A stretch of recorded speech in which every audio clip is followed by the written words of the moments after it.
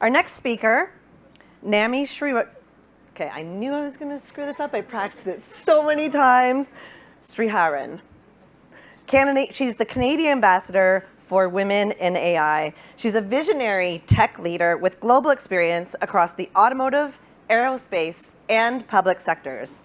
As the senior manager of delivery at Metrolinx, she leads transformative digital projects that are reshaping public infrastructure through innovation.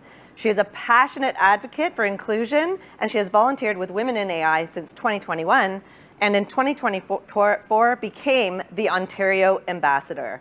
She is now part of the executive team for the 2025 Women in AI North America Summit and Awards, and she continues to play a key role in shaping the future of AI leadership in Canada. So welcome, Nami.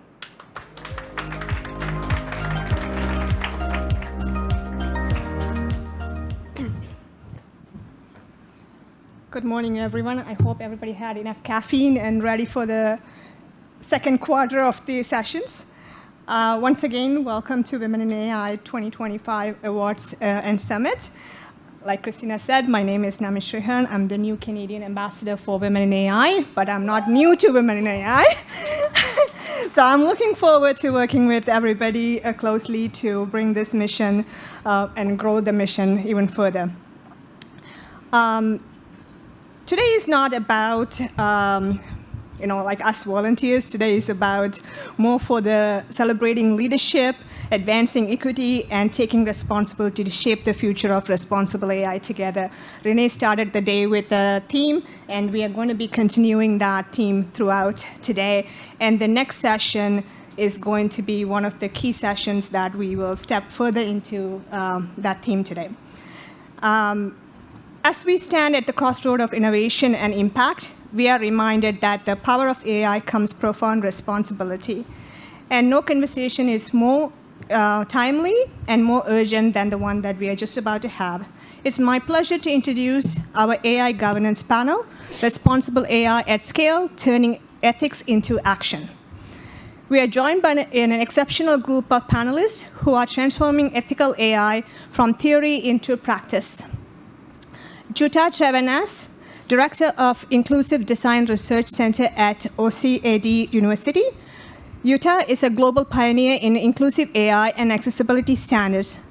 She is known for advancing co-design practice that centers equity and diversity. Melissa Carvalho, VP Global Security IAM at RBC. Melissa is a cybersecurity leader and identity strategist passionate about inclusive digital identity and breaking bias in tech. Pamela Snively, Chief Data and Trust Officer at TELUS. Pamela leads privacy, AI governance, and ethics, promoting trust and transparency across Canada's digital ecosystem. Sonia Edmonds, Managing Partner, Innovation and Change at BDO Canada. Sonia drives business transformation and champions gender diversity in tech leadership. And moderating this powerful session is Anneke Olvera, Director of Programs and Standards Council Canada. Anneke leads national AI and data governance standardization efforts, strengthening Canada's global role in responsible AI. As you listen to this powerful discussion, I encourage each of you to reflect on your own roles in shaping future of AI. Ask yourself, what does responsibility at scale looks like in your own world? What action, small or bold, can you take to make AI inclusive, transparent, and actionable? Because building AI is not technical. It starts with a conversation like this, and it's each of our responsibility to make AI responsible. Please join me in welcoming our panel. Let's dive in.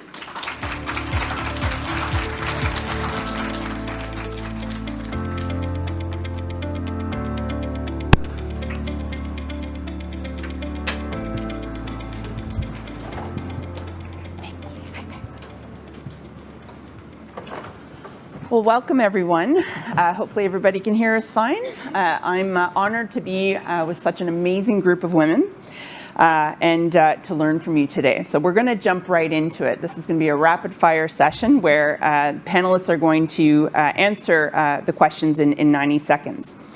We're going to start by talking about designing responsible AI systems at scale. So we know that designing AI requires collaboration across legal, compliance, infrastructure, trust, and business functions. So I'm going to ask two of you, all of you in this case, one question. What are the key elements of a scalable, responsible AI framework, and how do you or your organization help systems evolve with innovation? And we'll start with Melissa at the end. Perfect. So what I believe is that AI is relying on data, and data is bias. All data is bias. Some bias is good, some bias is bad. And so one of the things that I think are important to have in place is data protection. Looking at the security of the data, classification of the data, and so I think that's critical. I'll evolve more on that as the discussion goes on, but I think that's a critical component. Perfect. Pam? I would say, we talk a lot about breaking down silos. Every organization talks that way, and has for over a decade about just about every project they take on. But in this case, it's really critical, and I think the way that we can do that is through focusing on sort of a responsible AI, a data culture, and really starting with kind of literacy and alignment on what are the principles that we're trying to achieve, so that when you are talking to all the diverse groups across an organization to build this responsibly, everyone is aligned on what the goals are, and you're not trying to have 7 different groups all trying to do something different. So I think that data culture and alignment on the principles is absolutely key. Thank you. That's great. For myself, I lead innovation and change for our firm, so I have part of my team that are, hey, let's go faster, let's break things, let's just, everybody get out of the way and move faster. And at the same time, we have a responsibility of making sure that we're doing it responsibly, ethically, and that we can actually do it at scale. So the designing with the business as you're trying to structure your governance is really important. And I heard this saying a while ago that I thought was great and really applicable. We put brakes in cars that not only just allow us to slow down, but it actually allows us to go faster.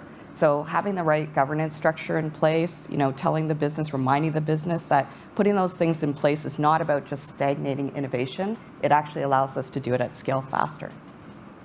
Perfect. Jutta? Yeah, one point I want to make is innovation does not come from serving the complacent average majority. It comes from working with people that face the greatest challenges. And there's this myth that equity and responsibility stifle innovation, but I think I can prove the opposite. People who are outliers in your data set are the people that have an intimate knowledge of the unexplored terrain. And that's where you're going to find the greatest challenge, and also, therefore, the greatest innovation in very life-changing ways. Unfortunately, current AI is designed to amplify, accelerate, and automate the average, the typical. And as a result, we are in danger of creating an infrastructure of digital eugenics by removing the difference and the diversity that we need for innovation and to actually make progress for people, not just for AI. So I would encourage you to look at the innovation capabilities of working with people that face the greatest challenges, who are currently also the most vulnerable to the harms at the moment. That's really nice. So it's the difference in diversity that is the innovation. Yes. Yeah. Well, maybe I'll ask you the next question, Jutta, and Melissa. What practical challenges have you faced, or that you see other organizations facing when scaling responsible AI, and what strategies or best practices do you think would help? So my concern at the moment is the treatment of outliers and historically marginalized minorities. Statistical reasoning is accurate if you're average. It's inaccurate as you deviate from the average, and it's wrong if you are one of those outliers and what I call my human starburst, or the normal distribution of the needs of any population. And the greatest challenge I'm facing right now is the critical gap in those systems that are intended to protect people that face vulnerabilities from AI. one of the things to note is that even if we have full proportional representation of everyone, even if that were possible within a population, the AI, as it is currently designed, because of statistical discrimination, is still going to rule with the average. And that means rule against the people that are already struggling. So we need to not just think about data gaps and data representation. We need to think about what are the algorithms doing. They are creating a monoculture. They're eliminating that diversity. And the protections that we have, unfortunately, are using statistical reasoning. And so if you are an outlier and you're experiencing harm, it will be deemed to be just anecdotal or insignificant. So we need to not only think about how we're designing AI, but how are we designing the AI protections? And that's one of the things that we're working on. We're working on an accessible and equitable AI standard for the Accessible Canada Act. Yay, standards. Melissa, how do you approach this from a practical point of view in your business? Yeah, I think one of the challenges is everybody wants to be in AI. And they want to do it fast, and they're doing it very little money. And so the biggest struggle we have is with protection, with security, but with also sharing. I think many people are just siloed because they want to get to the top and they want that fame, almost, so to speak. And so one of the things we're doing is we're setting up a global team, a centralized team. We're starting to share AI, share models, share knowledge. And most importantly, we're encouraging people to experiment in AI. We're not being scared of AI, but we're emphasizing the human factor. A lot of the times we train the models on data, a subset of data, and the data is biased. And so it's really important that we're constantly improving, we're constantly involving people to analyze and understand and make decisions as well. Great, thank you so much.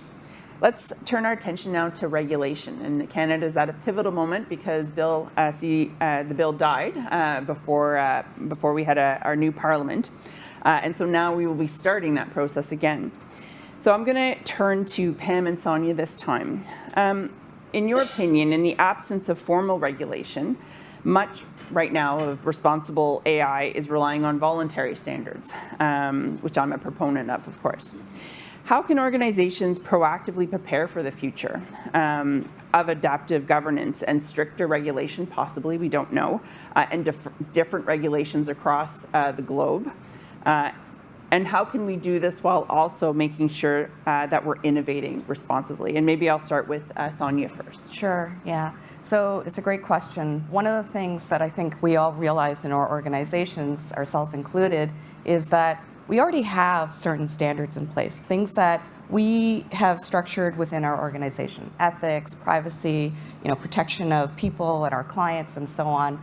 And we also see some governing bodies outside of what we see in Canada that are influencing or are likely to be influential. So directionally, we generally know the things that we've got to keep in mind. And so designing around that specifically for us, we've also got we have some global policies that we're aligning to as well. And structuring things like risk matrices and mapping ourselves up to, what's high risk, what's medium low, and to make sure that we've got the right level of governance. Governance is governance. It's not meant to be a gatekeeper as well. Again, the not stagnating innovation and making sure that we've aligned a lot of what we've structured around those things that we already are aware of. What's your take, Pam? I think that if we did have laws in place right now and we only build to those laws, we will inevitably miss the opportunities that are in front of us. That we need to be building towards a set of principles that are far more robust than any law is going to be, and stay more cutting edge on that front. And I said earlier that one of the key things I think is aligning across the organization as to what are the values and principles that you're going to adopt. And for us, one of the ways we talk about that is we talk about being trustworthy and being trusted. And we will not see adoption of AI, which we need as a country, as a world, and we will not see good AI developed if we aren't developing in a trustworthy manner and we aren't earning trust from the public. And we've heard a few stats today on that, and Minister Solomon just talked about the crisis of trust right now, and it's understandable. So I think if we're building towards being trustworthy, that's something our business teams get, our technologists get, our team members get. Everyone understands that value, and that can serve us at least as well as any law can. I'm not saying that we don't need laws, because I think laws have a place in giving the public some trust. When we have good, reasonable regulation that allows people to trust AI systems because there is reasonable regulation in place, that's very, very helpful. As Sonia mentioned, we are starting to see a coalescence of all of the industries that are developing around the world, all of the industry standards that are developing around the world. The codes of practice that we're seeing, internationally, they're all starting to look very similar, which is a great thing. So we can build towards that, but I think we need to concretely build towards building trust, and that's going to be a moving target all the time, because different challenges and risks are going to arise as the technology shifts and changes, as we become more aware of what those risks are. And Jutta talked about some of the really profound risks. We have day-to-day risks. We have existential risks that we're talking about. We have to get a little bit better about talking about those in a more granular fashion, where we're not always talking about operational risks and existential risks like robots taking over the world in the same breath. So I think as we develop our ability to talk about this in a more sophisticated way, we're also going to develop our ability to build, to manage those risks and to be more responsible. So I think, if we're thinking about encouraging the public to trust in AI, and not just blindly trust, but to trust it because it is demonstrably trustworthy, then we will be building correctly. Mm-hmm. Great. I'm going to turn to Melissa now and ask specifically, as a leader in this industry, you probably will be tapped on the shoulder to help influence the regulatory landscape. How are you going to ensure responsible AI becomes a trust industry priority and not just a compliance exercise or business trade-off? Yeah, so I think one thing we have to remember is our regulators have very little funding as well, and they're learning just like we're learning. And so because of that, it's up to all of us to help shape and define the standards. It's up to all of us to help continuously improve as we work with our regulators. And so one of the things that we do in our organization is we work very closely, whether it be in our area, it would be OSFI, FRB, OCC, the different regulatory bodies, to help provide lessons learned, provide what works, what doesn't work, some of the things that we witness, to then collectively try and move that dial to help protect the public from an AI perspective. Right. So I think that's key in what we do, and I don't think you need to be in my area to help do that. So we're always looking for volunteers and kind of find your voice to be in that space. Thank you. What about you, Sonia, at BDO? What will you do to help shape the regulatory landscape? Yeah, I loved what Melissa just talked about as well, just, all of us also having a voice. For myself, one of the things that we do is work very closely with some of our strategic partners like Microsoft that are shaping the tool sets that we're building AI capabilities with. And with that, we're able to give direct feedback as we're early adopters or early pilot program contributors to some of what they're putting out, for one. The other thing is that as an organization, myself included, so I'm looking forward to meeting Mr. Solomon later on today, is we're a member of the Canadian Chamber of Commerce of the AI Council, as is other folks in the room as well. And having a voice at that table, listening and also contributing, because they will also be influential in terms of how regulation is going to be formed too. And lastly, again, more forums like this, speak and have an opportunity to share thoughts and what you're experiencing, because we all influence each other as well. Jutta, coming from a non-industry perspective, what advice would you give to industry? Because they will have a lot of voice in the regulatory landscape. Yeah, so one of the things there's another myth that I want to bust, which is that it costs more to be responsible, and it costs more to actually serve the entire spectrum of human needs.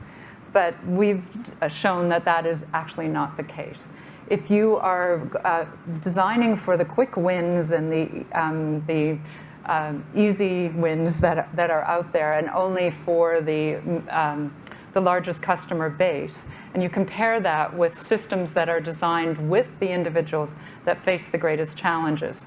What you'll find is that those quick wins will mean that you have far higher costs, that your systems will become brittle, and they'll reach end of life much faster than if you think about the entire spectrum of requirements.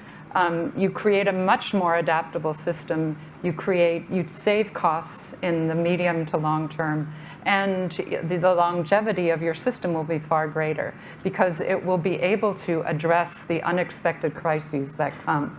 So I would say spend a little bit more time and a little bit more money at the beginning and create responsible AI. It will definitely pay off in the long term. Great, thank you. I'm going to change now to risks and talk about mitigating irreversible AI risks. And I'll start with you, Pam. I think TELUS has done such an amazing job in so many different sectors, just not telecommunication, but the work that you do in mental health and health in general, which has a lot of personal data tagged to it. So responsible AI isn't just about fairness and governance, it's about preventing harm. So how do you build risk awareness systems at TELUS with guardrails to avoid irreversible damage, especially with vulnerable groups like the youth or marginalized communities? We have absolutely transformed our risk management system, an approach to risk management. In light of AI, although I in hindsight, realize we should have done this a long time ago, but AI amplifies all of the considerations. And so I think at the end of the day is going to make every organization do risk management better than they did it before, just because the risks are higher. But we're still using a traditional risk model, identification, assessment, mitigation, management, monitoring. But what we've started to do now is we're looking at a much more granular level. What are the harms to individuals? What are the harms to communities? What are the social harms? So we actually have different categories in how we do all of this risk analysis. And then what are the harms to the organization itself, to TELUS in our case. And we look at all of those because it's really easy when you're looking at AI and when organizations, particularly industry, are doing risk analyses to kind of conflate risks to individuals with risks to the organization. And we have a much more disciplined approach when we break it all out. So we have broken that out. But in terms of how we manage risk, really, we've done some really exciting work there. I have Jocelyn Diamond in the audience here today, who led our purple teaming approach, which is we merged red teaming and blue teaming for risk assessment and risk management, and we did it in a way that was consistent with what I talked about earlier with the concept of building a culture across your organization. We opened it up to everyone across all of TELUS to say, when we are launching something that could have impact, significant impact on individuals or anything other than sort of a minor productivity internal issue, we invite everyone across the organization to participate in our purple teaming because we recognize that it will take a massive diversity of thinking, of backgrounds, of approaches, of education, of ages, of ethnicities, of absolutely everything, to consider all of the ways that AI could harm, could be abused, the way a bad actor might try to reprogram it. So we have these very, it's beyond interdisciplinary teams. Like it is, quite wide-ranging, and they will then identify what are all the ways that things could go wrong. And we've won some international awards for the approach. But for me, the biggest lesson was that when we first wanted to do this, we had our developers at TELUS who had developed a system that was going to be customer-facing, and they were very excited about it.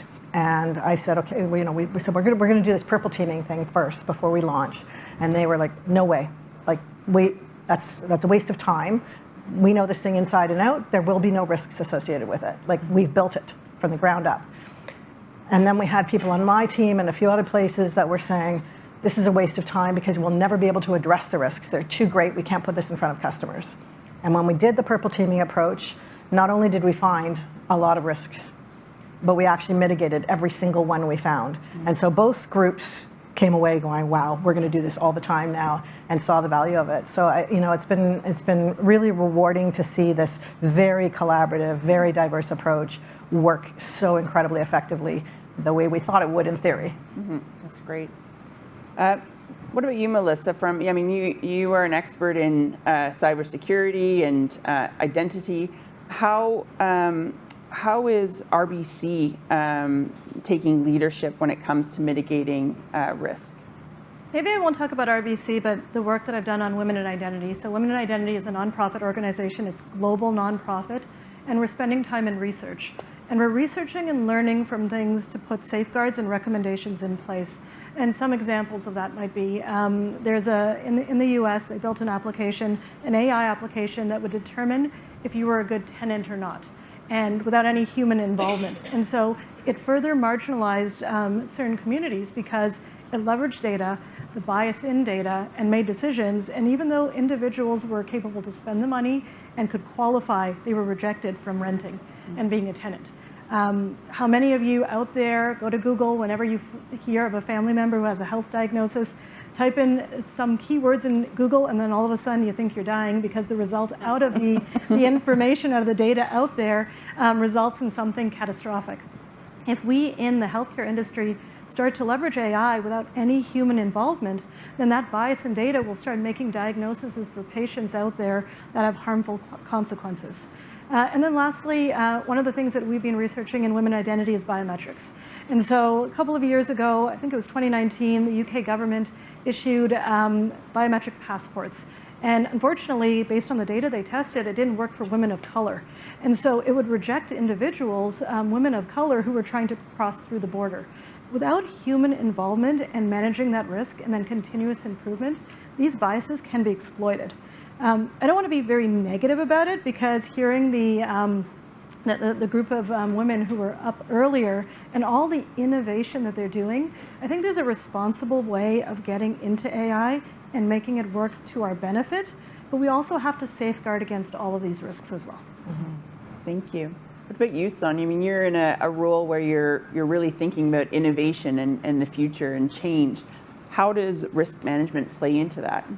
Yeah, so one of the things that we certainly think about is trying to break it down into risk matrix. So similar things to what Pam was mentioning, how do we categorize these things? How do we actually align and make sure and be thoughtful, even from the design perspective, all the way through? Even thinking about things like doing pre-mortems. So what's the worst case scenario? When we launch this out there, and I think that's very similar to what you were just sharing there, Pam, right? Like, what is the worst case scenario of what might happen, so that we're thinking about those things even in the design and working back. Again, I'm a strong believer in working closely with the business, as opposed to let's set a whole bunch of rules and guardrails and so on, without actually understanding what are the hard, high-risk areas that we've got to be really, really strict about and stringent, and how do we do it in such a way that it's not cumbersome to people that want to do it very innovatively, right? And again, you stop creating, you start to create a culture that doesn't want to think innovatively if you put too many things in place before they even get started. So yeah. That's great, thank you. And we'll give Jutta the last word on this one. Okay, I'll give you an example of a real current risk, and that is what is called iatrogenic death and illness. And basically, iatrogenic death and illness means death and illness not from the illness, but from the treatment. And one of the reasons why this is rising for anyone that is a statistical outlier is because we are using medical calculators to determine what will the treatment be for the individual. And insurance companies are now saying they will not pay for treatment that isn't determined by these medical calculators. And so one of the things that we're working on is something called a trust meter, which would allow someone that's deploying or implementing the AI to know that this person or scenario in front of them is out of distribution in the training data. And therefore, whatever the AI decides or recommends will be wrong and will harm them. In addition to that, we're also working on things like inverting the algorithm so it goes from data exploitation to data exploration, such that we increase the diversity of candidates that are chosen in hiring AI or in admissions AI or any competitive process.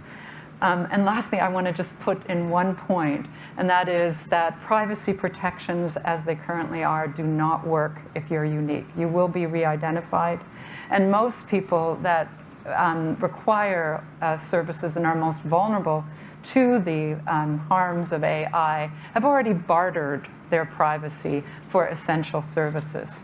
Not only are those terms of service not actually, who understands the legalese?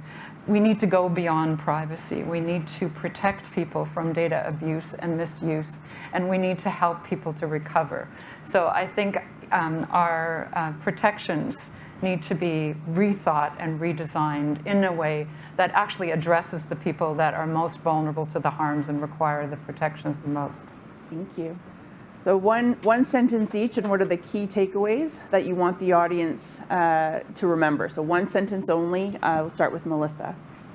Get involved, be curious, and make sure you use your voice to speak up for better change. Thank you. Pam.